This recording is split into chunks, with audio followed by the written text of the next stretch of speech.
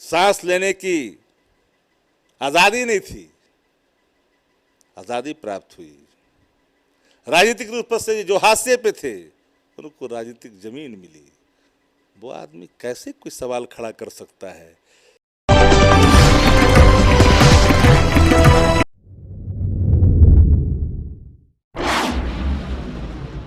सांसद मनोज झा के बयान के बाद सियासी गलियारे में हलचल मची हुई है। सभी अपनी अपनी तरह से व्याख्या कर रहे हैं उस बयान को लेकर।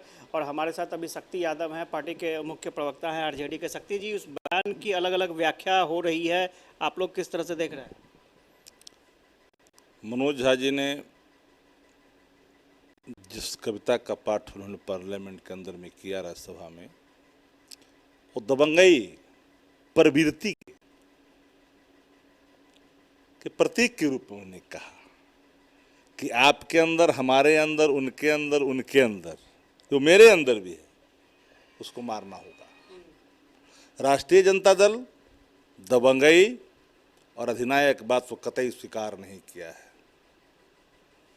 हमने बराबरी की बात की है, स्वायत्तता बहाल करने के लिए निरंतर हमने प्रयास किया है, अभिव्यक्ति की आज़ादी पर हमने पूरी तौर पर काम किया है। आदरणीय लालू प्रसाद जी ने लांछित, वंचित, उपेक्षित किसान, मजदूर, खेत खलिहान में जीवन यापन करने वाले लोगों को के अंदर एक राजनीतिक चेतना दी है। और कोई प्रवृत्तियां जो दबंगता का प्रतीक है वो उस पर लगाम लगाने की बलात् कोशिश करेगा, प्रतिकार तो स्वाभाविक है। लेकिन वो कविता चूल्हा मिट्टी का, मिट्टी तालाब का, तालाब ठाकुर का, तो इस ठाकुर बिहार में कौन लिखता है जी?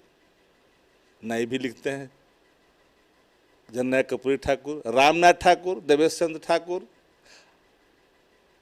और एगो गोपाल जी ठाकुर। ये कौन ठाकुर है जी? ठाकुर को जाति है, राय टाइटल तो हर कास्टों में है। ये प्रवृत्तियों पर एक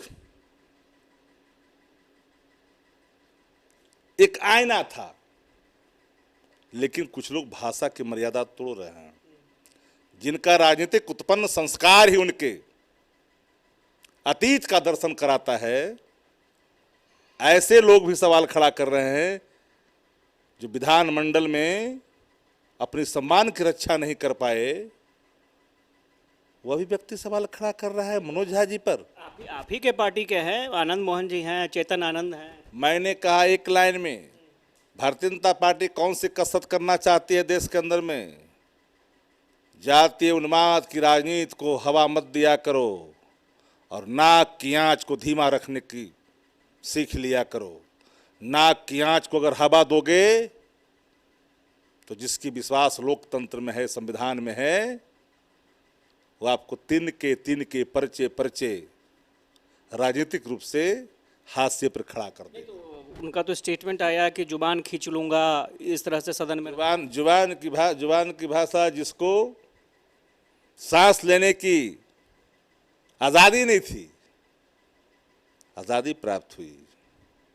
राजनीतिक रूप से जो हाशिए पे थे उनको राजनीतिक जमीन मिली। वो आदमी कैसे कोई सवाल खड़ा कर सकता है?